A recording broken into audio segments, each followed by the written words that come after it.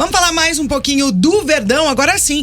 Vamos ouvir as palavras do técnico Antônio Carlos Zago. Ele volta para falar sobre o esquema com 3 zagueiros. E quem vem para trazer pra gente mais uma vez as informações é o Alexandre Senechal. Com você, Ale.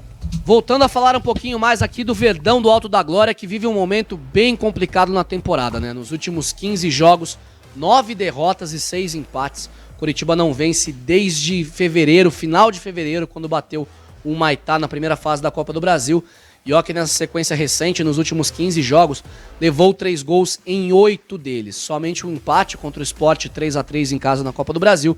E todos os outros 7, né, os outros 7 jogos, derrotas do Coritiba, quando levou 3 gols. Ontem, mais uma vez aconteceu isso, 3-1 pro Palmeiras no Allianz Parque. O Coritiba muito mal no campeonato, afundado na lanterna do Campeonato Brasileiro. O Zago deixou uma crítica bem dura para os jogadores do Coritiba, falando que não pode, o técnico não pode ter tempo de bola, atacar. E as duras críticas do Zago, né, o elenco do Coritiba. Hoje, na minha opinião, erramos atrás, principalmente nos 2 gols do Palmeiras, né? A gente trabalha, a gente procura dar um princípio de jogo daquilo que a gente entende, né? Mas às vezes não dá o treinador entrar em campo e ter o tempo de bola, ter o tempo de passar, ter o tempo de atacar espaço. Isso aí é impossível, nenhum treinador consegue dar. Isso aí você vai adquirindo nos treinamentos e a gente vem treinando muito para isso, né? Tá aí as duras críticas do Zago, né, o elenco do Coritiba, os jogadores, né, ele falou bastante também, a gente já trouxe aqui no Bate Pronto, sobre esperar a janela de julho para poder o Coritiba se reforçar. É claro que a SAF precisa estar estabelecida, como disse o Glenn na entrevista que deu aqui para a Jovem Pan News Curitiba no nosso Bate Pronto semana passada. Se não tiver SAF, não tem reforços, então o Coritiba corre contra o tempo para poder oficializar a sua SAF e incluí-la, né, no plano de recuperação judicial, que a juíza aceite o pedido antes da janela que abre no dia 3 de julho, no comecinho do mês que vem. Coritiba também, o Antônio Carlos Zago também, aliás, falou do sistema de 3 zagueiros, porque para o confronto contra o Santos, no próximo sábado, lá no Couto Pereira, 6h30 da tarde, Coritiba não terá Kusevich e não terá Bruno Viana, 2 zagueiros, 2 dos 3 zagueiros titulares, né, tirando o Henrique, que tomaram o 3º cartão amarelo na partida contra o Palmeiras, são desfalques certos já para a partida seguinte. O Zago deu uma pista de que pode continuar com o sistema de 3 zagueiros e que tem outras opções no elenco para isso, inclusive jogadores que acabaram de subir, aliás, um jogador, né, que acabou de subir das categorias de base. Vamos ouvir o técnico Antônio Carlos Zago. A questão dos 3 zagueiros é porque eu vejo que nós temos jogadores com essas características para jogar, né? Principalmente os caras que jogam ali pelo lado. Eu, de novo, eu não sei quantos anos eu estou aí como treinador, 10 anos, 7, 8 anos eu joguei com linha de 4. Né? E assim, eu estou enxergando que nós temos que jogar com uma linha de 3, porque são os jogadores que se encaixam melhor dentro dessas características, né? Então assim, o próximo jogo a gente vai ter que se virar. Não temos,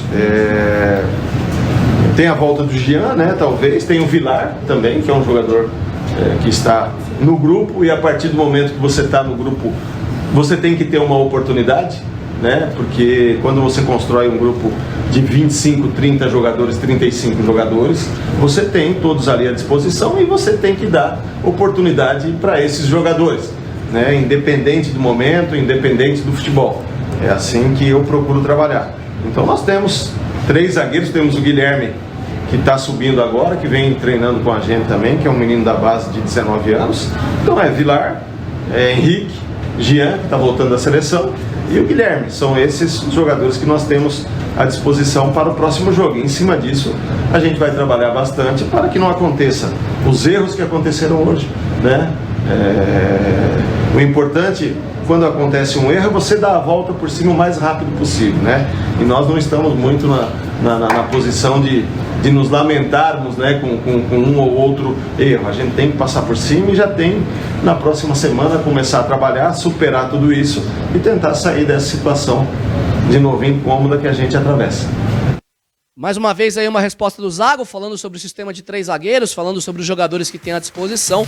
Eu já sei que o Dalk criticou bastante isso ontem na nossa jornada esportiva, e eu quero ouvir mais um pouquinho do nosso comentarista também e abrir o debate para vocês, nossos colegas aqui no Bate Pronto, Será que o Zago vai escalar o Guilherme, por exemplo? Vai colocar o Vilar, que estreou muito mal pelo Coritiba e depois sequer voltou a campo? Vamos ver se o Zago vai manter os 3 zagueiros ou não, mesmo com as ausências de Kusevich e Bruno Viana. O que vocês acham aí no estúdio, gente? Valeu, um abraço. Eu vou criticar de novo.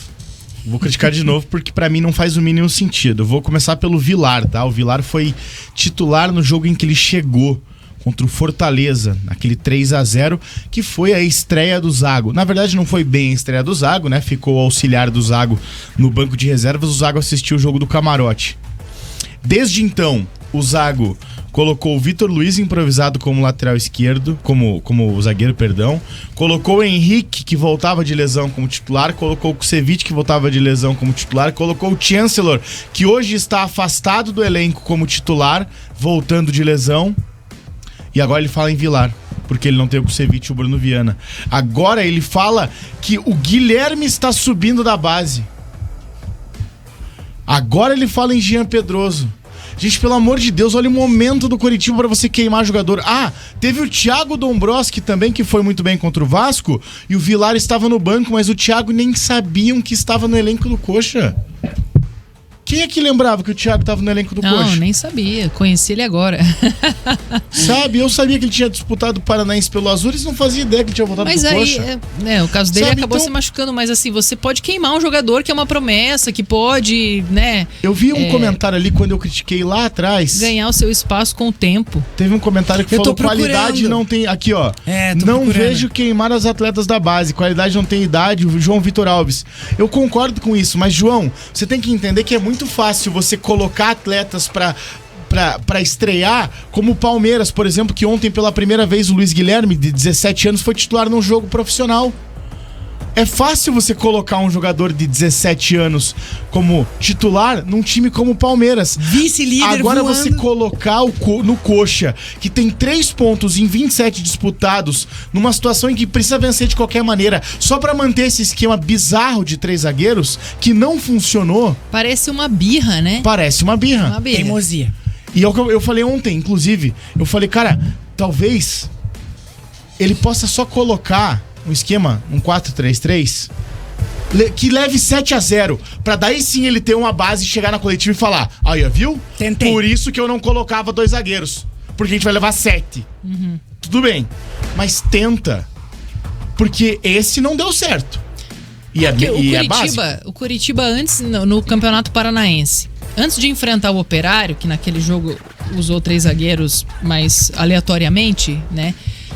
Por uma questão de poupar jogadores, antes usava um outro esquema e vinha dando certo, né? Eu não consigo entender o que tão drasticamente aconteceu com o Coritiba para apresentar esse futebol que vem apresentando, porque, claro, é um outro campeonato, é outro nível de competição, mas assim, o time pelo menos era mais seguro defensivamente. Com todo respeito a quem pensa diferente, o Antônio Oliveira é muito melhor que o Zago. Participação do não existe Egon comparação. Carneiro, falando aqui, ó. Não se espantem se a zaga contra o Santos for Henrique, Jean Pedroso e Vilar. Os 3 zagueiros vai continuar para desespero do torcedor. E foi o que ele acabou de falar, né? As palavras que a gente acabou de ouvir do técnico Antônio Carlos Zago. Sim, ele falou que tem opções, né? Não é porque o Kusevich e o Bruno Viana estão suspensos que ele não vai continuar.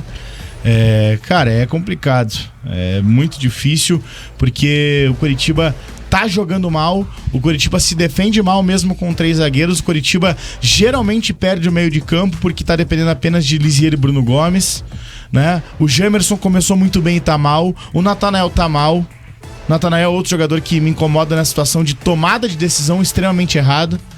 Muitas vezes ele cruza sem precisar cruzar. Muitas vezes ele tenta uma jogada individual sem precisar, podendo cruzar, por exemplo. Então são muitos erros no Coritiba. E isso fala-se muito sobre a fase. Porque quando você tem um time em fase boa, as coisas dão mais certo. Sim. Esses erros assim, eles são mais neutralizados. E eles são fáceis de corrigir. Então o time com o Antônio Oliveira era muito mais equilibrado. E isso não tem nem como discutir. O time com o Zago ainda não achou esse equilíbrio e continua nessa insistência com 3 zagueiros. É que ainda não se achou um time, né? Porque por mais que ele mantenha os 3 zagueiros, ele fez várias modificações, vários testes ali, e o time não encaixa. Então, realmente parece que nem o próprio time tem convicção no que está sendo feito. É isso. E aí você acaba, claro, minando ainda mais a confiança de um time que já vem abalado pelos resultados. Porque quando o Coritiba tinha, desde o início da temporada, as suas falhas, as suas dificuldades, mas quando o resultado vinha, isso, né, era comentado e ficava por ali, porque muitas vezes o jogador mesmo, ele acaba falhando, depois ele vai lá e acerta, enfim. Mas quando a fase tá ruim, aí tudo atrai coisa ruim, né? Porque parece que nada funciona, nada engrena, e aí ele mantém o foco dele em encontrar os substitutos para poder manter o esquema com 3 zagueiros e acaba não concentrando energia no que precisa, que é arrumar todo o resto, né? E eu acho que o que mais incomoda também o torcedor coxa branca, claro, além de não ganhar uma partida, é que ao final do jogo, todo jogo ele diz que o time evoluiu.